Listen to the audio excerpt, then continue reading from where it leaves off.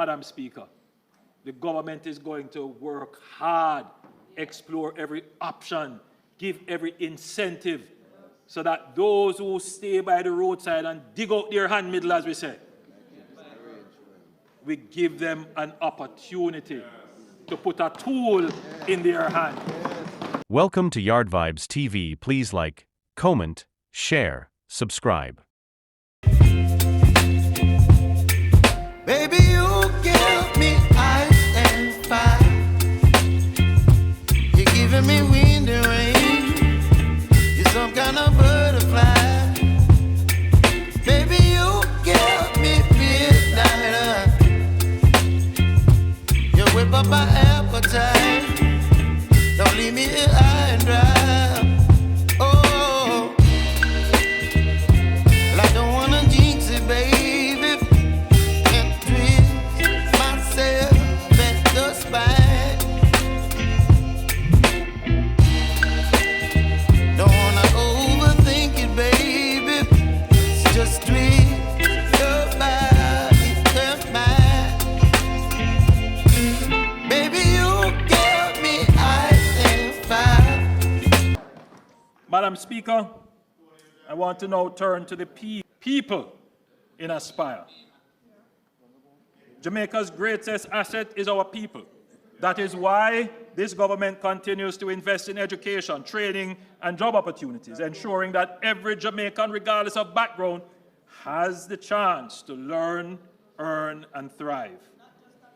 Through programs like the LIFT program, that is Learning and Investment for Transformation, and the CARE program, Community Action for Rewarding Engagement, we are directly supporting young Jamaicans on their journey to skill development and employment. The second cohort of the LIFT is underway, providing education, mentorship, and work experience for youth who need a start. Also, over 1,250 unattached youth across all 63 communities are now enrolled in training under CARE, receiving stipends and transport support to remove financial barriers. Madam Speaker, these programs transform lives. A school leaver from an inner city community or a rural parish can now access training and have a real pathway to a career. Heart touches the lives of everyday people every day. You know, Madam Speaker, I was in Brownstown recently. I just stopped in the town and I saw the heart outreach workers with a little tent in the middle of the town encouraging people to come and sign up. I was very heartened to see Heart doing that. So Heart is out there doing their best to try and pull people in who are not currently in the labor force or who are seeking a job but are unskilled. Heart is actively out there trying to bring them in. And almost every year I come here, Madam Speaker, we come with some different form of program that's, specifically catered to a certain set age profile or life cycle to attract, because, Madam Speaker, at 3.5% unemployment, we are technically almost at full employment. And the leader of the opposition and the opposition spokesman mentioned that the pressure is increasing for us to find other solutions for labor. But before we go that route, Madam Speaker, the government is going to work hard, explore every option, give every incentive, so that those who stay by the roadside and dig out their hand middle, as we say, we give them an opportunity to put a tool in their hand. So today I have Akon Pitt and Gary Smith with us. Akon was unsure about his next step after his stellar CXC results. At the behest of his Member of Parliament, Akon was the Member of Parliament, Orlando Terrelong. Akon was a participant in the first cohort of the LIFT program. After training, he was placed and paid at Carimed, where he had an exceptional journey. Akon is now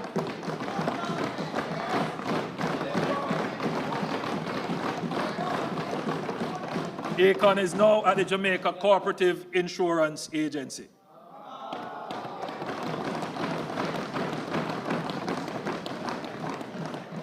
Gary is a 20-year-old pursuing a business administration level 2 certification as an on-the-job trainee at Coleyville Training Limited under the CARE program. He dreams of becoming a certified engineering contractor and establishing his own air conditioning repair business.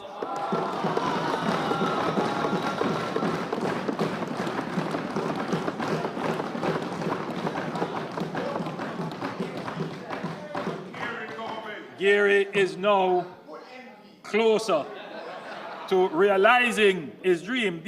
These are both young men that the government has empowered through the Heart Trust NSTA.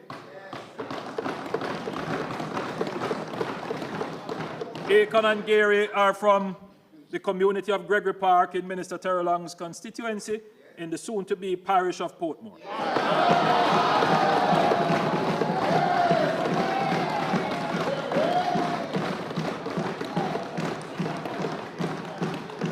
There are hundreds of thousands of Akons and Gary that we have empowered through skills training since 2020. 552,534 to be exact.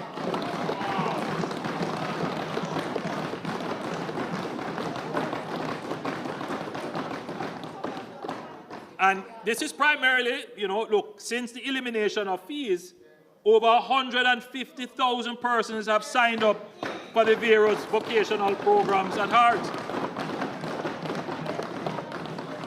So, let's be clear. Heart is not a perfect institution, but it is a hard-working institution.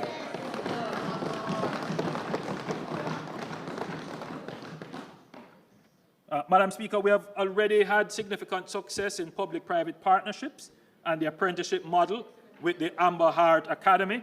Nearly 500 youth have graduated specializing in data analytics, cybersecurity, web and app development. Most have secured paid internships with career pathways. 112 JDF soldiers are also now being trained in coding, which will strengthen the JDF's technological capabilities. Madam Speaker, building on the success of this model, I'm pleased to announce an expanded apprenticeship program in critical industries that urgently need more skilled labor. These industries include construction and the hospitality sector. Over the next 2 years, 300 young people will receive paid hands-on training alongside industry professionals. Each participant will earn a weekly stipend of $13,500 to $16,500 with a 10% set aside as compulsory savings. This approach allows our youth to build a career, support their families, and contribute to the economy, all at the same time. Madam Speaker, we will begin this pilot in conjunction with the Sandals Corporate University. Additionally, later this year, we will establish the Institute of Higher Apprenticeship in partnership with industry and the Inter-American Development Bank. This will provide advanced vocational certification while participants work in the field. A young person will be able to pursue, let's say, a degree in logistics or a diploma in manufacturing through an apprenticeship track, gaining academic credentials and practical experience at the same time upon graduating.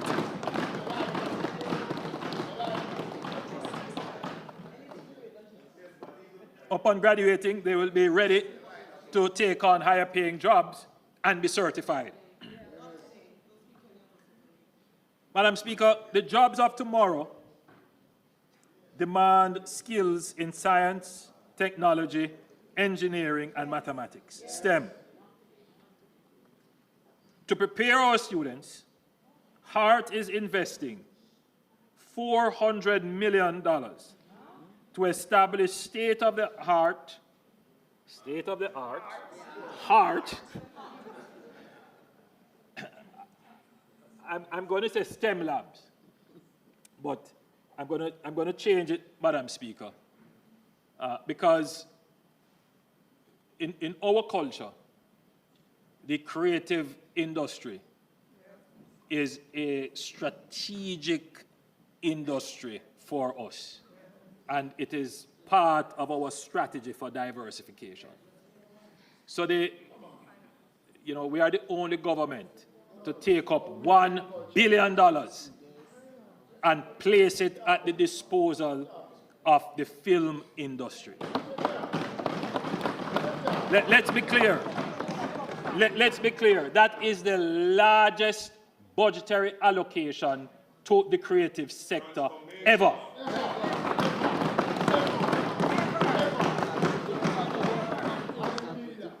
So, let's not get drawn into. So, Madam Speaker, HART is investing $400 million to establish state-of-the-art STEAM labs. So this will also include not just things for mechatronics and engineering and so forth, but also computers for creative designs, for managing sound stages and so forth. So within those labs, there will be a place for persons who would want to pursue the technical elements of the creative industry. So these labs, as I said before, will feature robotic kits, virtual welding simulators, drone technology, hydroponics, and 3D printers, ensuring that our children from all backgrounds can access world-class technical education. To further support STEM talent, we are launching the Boost Building Opportunities for Outstanding STEM Students program. Beginning in April 2025, HART graduates in Level 4 STEM-related courses will be eligible for a grant of up to $300,000 to purchase specialized tools, software to start their business.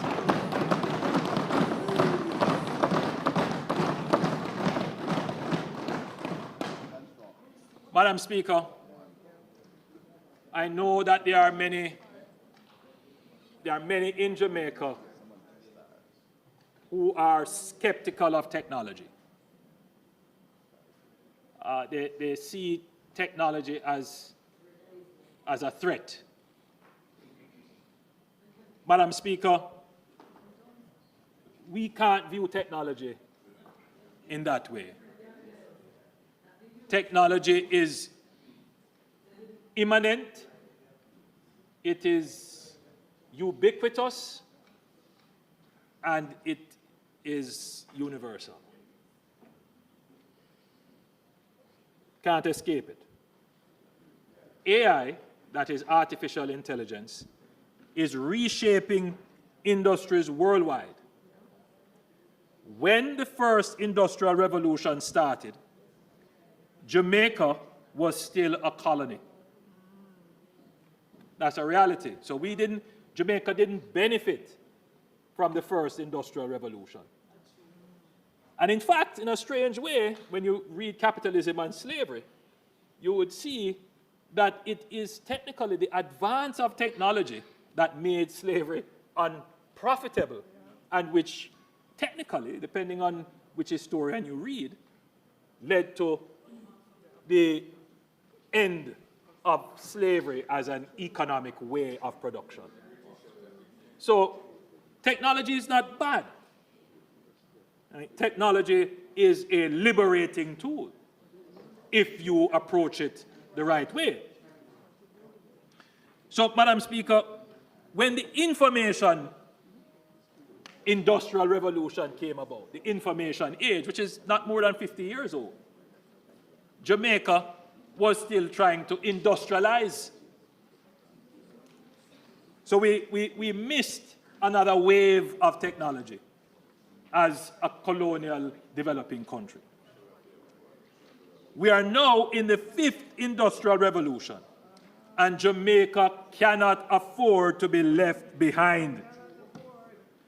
Technology provides the ability to leapfrog, and we must position ourselves to do so. I have given directives to the Minister of Education to ensure that AI is prominent in our national training and development strategy, which is why we appointed an AI task force.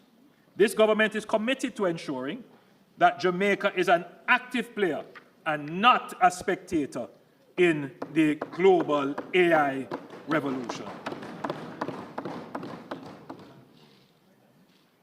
From the recommendations of the National Artificial Intelligence Task Force, we are implementing an AI work readiness strategy that includes integrating AI and coding into school curricula at all levels and promoting dedicated teacher training programs on AI.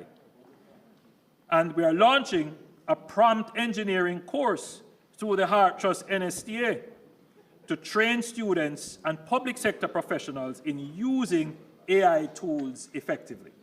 Madam Speaker, in partnership with the Amber Group, the government will also establish a cutting-edge local AI lab, a public-private center of excellence where developers, researchers, entrepreneurs, and students can collaborate on AI solutions.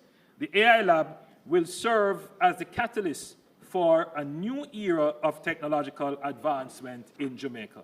Madam Speaker, AI will disrupt some traditional jobs, but it will create new high-paying opportunities. This government is ensuring that Jamaicans are equipped to seize those opportunities and lead in the digital economy. Madam Speaker, we will also be using AI tools to help our children learn. We are developing the Jamaica Learning Assistant, a groundbreaking AI-powered platform designed to revolutionize learning with an end-to-end AI-generated and curated content, fully aligned with the national curriculum. And I don't know if the video is cued, but let me give you a preview of what it could do. Introducing Jamaica Learning Assistant, the world's most comprehensive AI educational platform, reimagining learning for Jamaica. It's like giving every child a personal mentor who adapts to their needs and pace. Interactive adventures that make science and math come alive.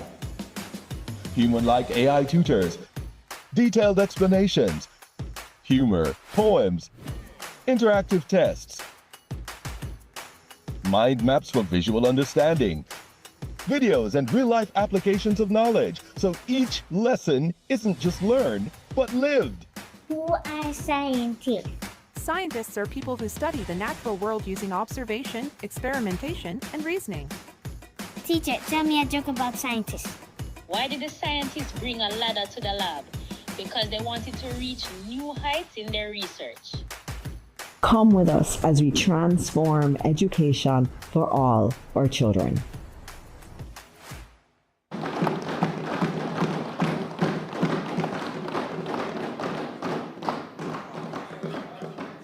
Madam Speaker, we are determined not to be left behind in this revolution. So we are going to be early adopters of the technology. And I encourage all parents, if you haven't yet done so, download one of the artificial intelligence apps, play around with it, ask it questions. You would be surprised how well structured, coordinated, and in-depth the answers you receive are. You would be surprised how you can train these AI bots to do specific tasks. So I would encourage all Jamaicans not to fear AI, but to develop an inquisitive mind about it. Let us not become spectators while another wave of technological development is going on. Let us ride that wave.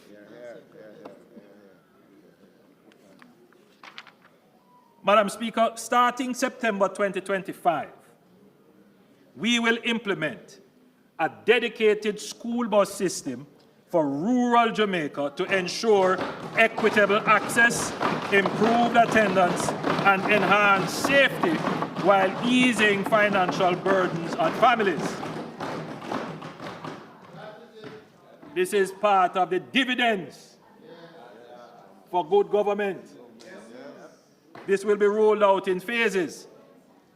Phase 1 is already underway, with the JUTC expanding services in Clarendon, Morant Bay, and Linstead, providing affordable transportation for students.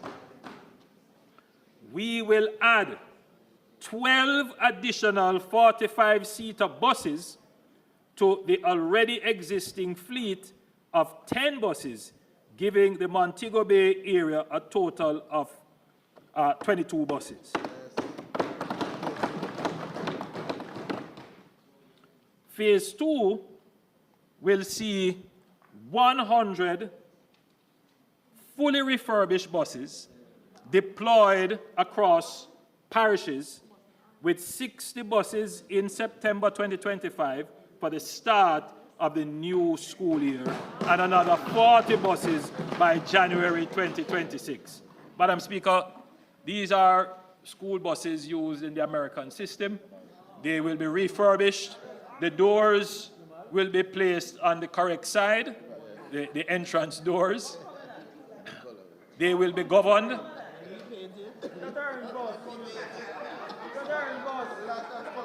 Look here.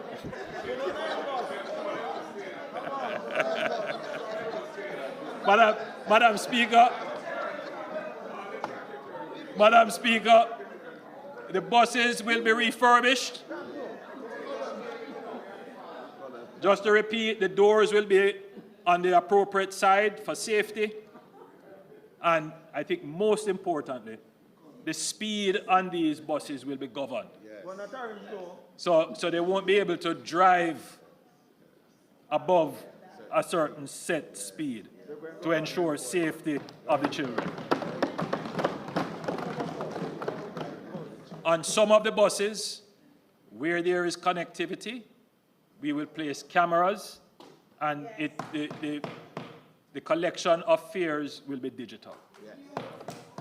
Now, these are refurbished. They are going to be refurbished. So they will be refurbished with those. So, it is not at all going to be entertain disturbance to the budget debate. Do not answer any member questioning you in this House. Please continue with the debate, Prime Minister. Thank you, Madam Speaker.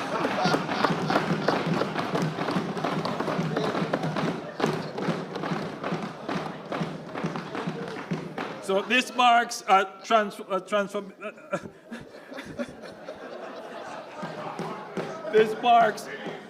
transformative step in making school transportation safer, more reliable, and more affordable for Jamaican students. Others talk about it, but we do it.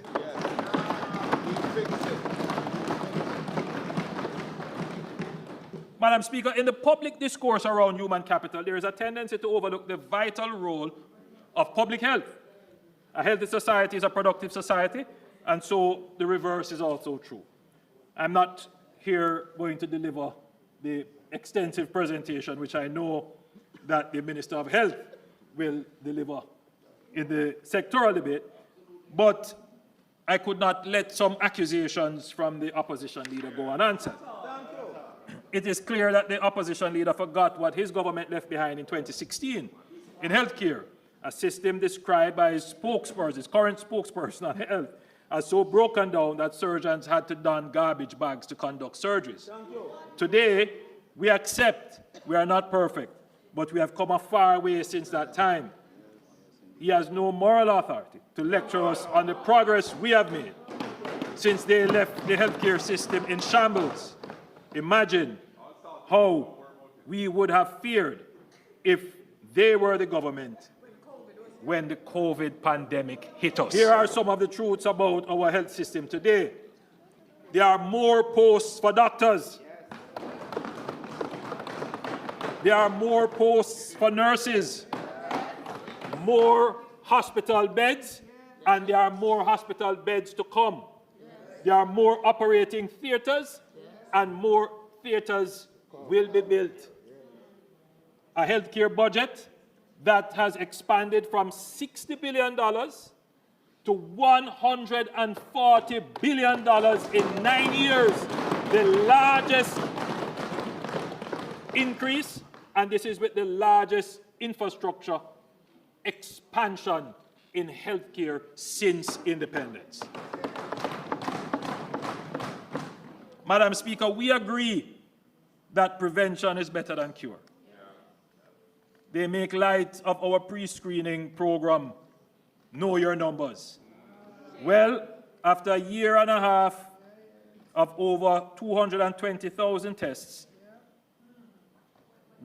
after a year and a half, we have conducted over 222,000 tests, and this, Madam Speaker, is saving the lives of many Jamaicans. Because as they know, they are able to take corrective action. Madam Speaker, our investment is the most of any government in healthcare, and that is a fact.